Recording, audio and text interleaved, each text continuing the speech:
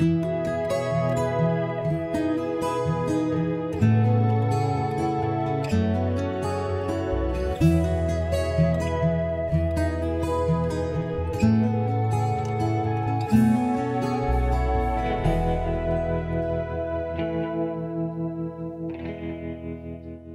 speaks 9 languages. He travels the world.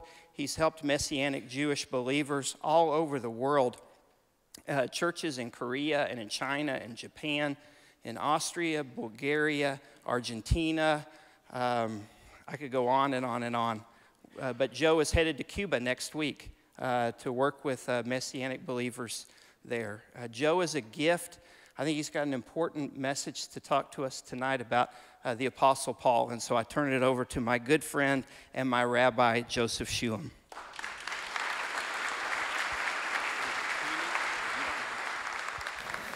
So I'm glad to be here. And I'm going to speak about the Apostle Paul. Now, the Apostle Paul is an enigma. Why is he an enigma? Because for Jews, Christianity wasn't started by Yeshua, by the Messiah.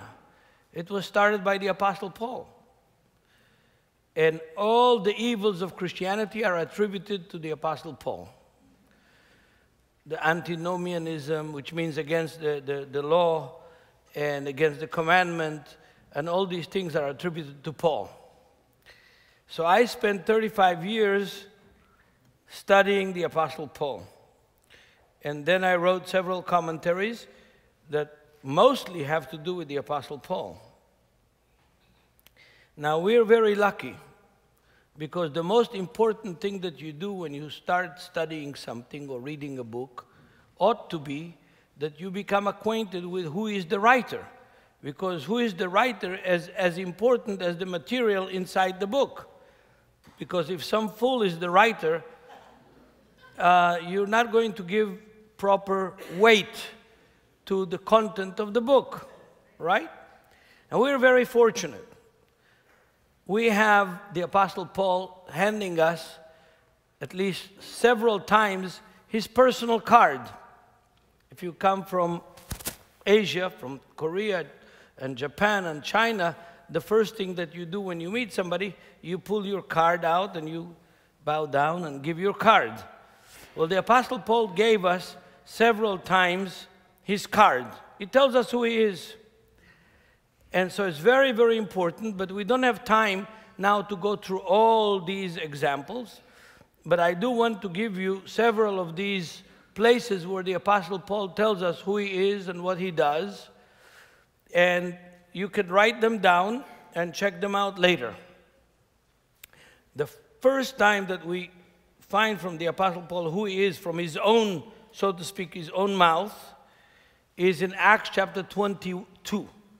The first 5 verses of Acts 22 are Paul's address to the crowd in Jerusalem, crowd that was hostile. They wanted to lynch him, to beat him up inside the temple court. And Roman centurion takes him up the stairs to the porch of the fortress Antonia, and Paul demands to address the crowd, and he addresses them in Hebrew. That's in Acts chapter 22, the first verses. Now, I'm not going to go through this card, but I do want you later as homework. I'm a teacher, you know. You have to have homework. As homework, I want you to read this text from Acts chapter 22, verses 1 through 5. Paul tells you who was his teacher and what he did and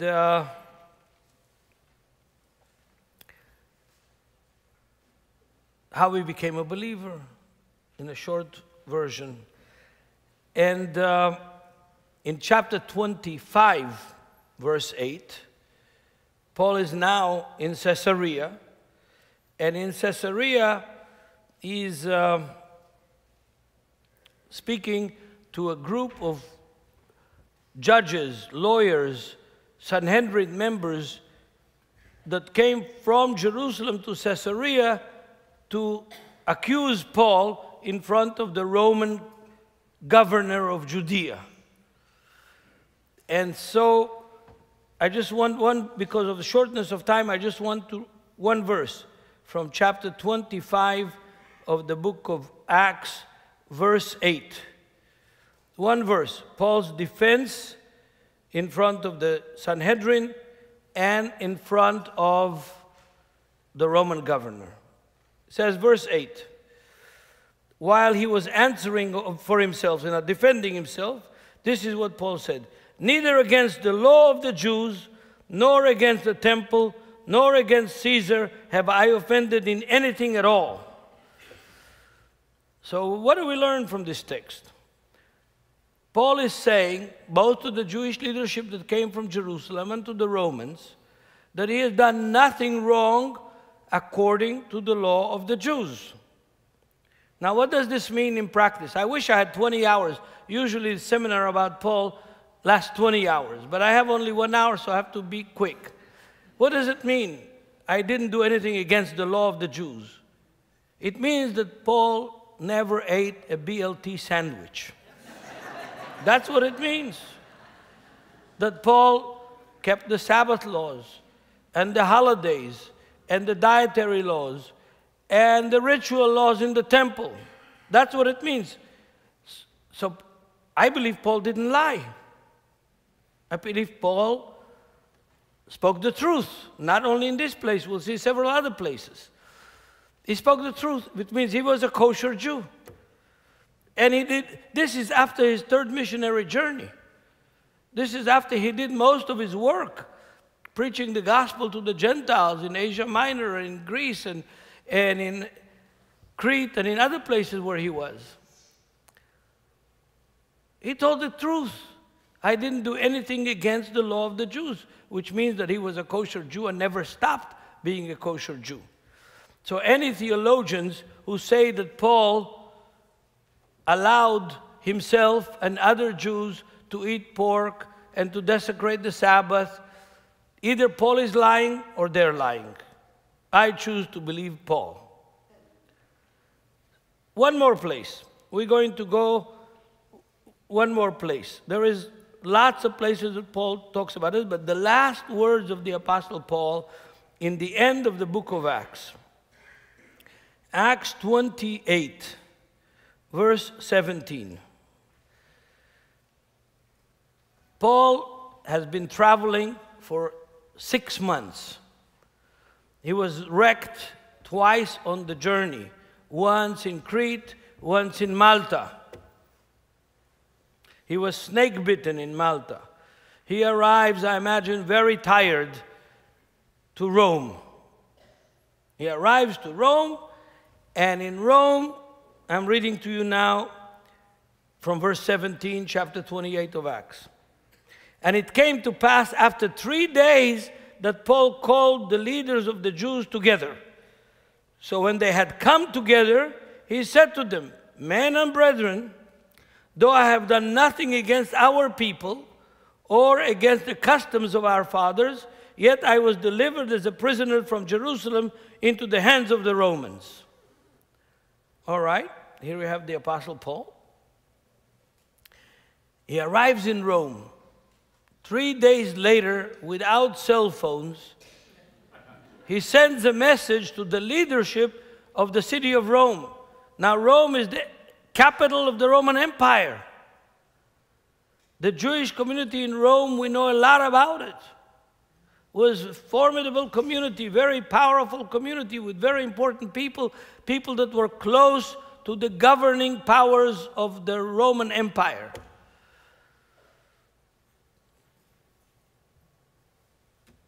Paul invites them to come, and they come. So if I go now to Washington, D.C., and I send a message to the Jewish senators, come and meet me in my hotel, will they come? They won't come. Why? They don't know me. They're busy people. The leadership of the Jewish community in Rome hears the invitation by the Apostle Paul to come to talk to him, and they come to talk to him. How come? They come to talk to him because he was very famous. What made him famous is not his faith in Yeshua. It was his life before he met the Lord on the Damascus Road. He was the Attorney General of the High Court in Jerusalem. He was a student of Gamaliel. Gamaliel was the Supreme Court top judge. And when Paul studied under Gamaliel, he didn't learn macrame or knitting. He studied law, and he was a lawyer, very famous lawyer. You don't send just any Tom, Dick, or Harry to arrest people in another country unless he is a government official, unless he has diplomatic license, unless he is known internationally and respected to go to another country and arrest people and bring them back to the land of Israel. So Paul was very well known in the Jewish community in Rome, and that's why the leaders of the Jewish community in Rome pack up and go meet Paul wherever he's staying in Rome. And what does he tell them? He tells them, very similar to what we saw in chapter 25. He says, I have done nothing against our nation, against our people. Not only against our people I have done nothing, I have done nothing to break or to abrogate the customs of our forefathers, or fathers, depends how you read it. Yeah? Which again, it means that Paul remained until the very end of his life and ministry a faithful Jew. People say Paul converted on the road to Damascus. Did Paul ever say, I'm a Christian? He never said, I'm a Christian. Let's see how Paul, and one of the big problems with Paul and his letters is that he writes his letters against an unknown group of opposers to Paul. People were his enemies, they opposed him, and they opposed his apostleship. That's why in every letter he starts, I am Paul, a prisoner of Christ, an apostle of Jesus Christ.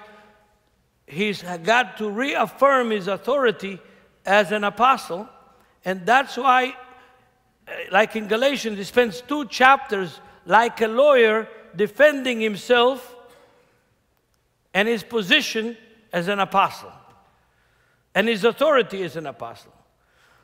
So Paul is in Rome. He's telling the leaders, I've done nothing against our nation, nor against the tradition of our forefathers. I believe he's telling the truth.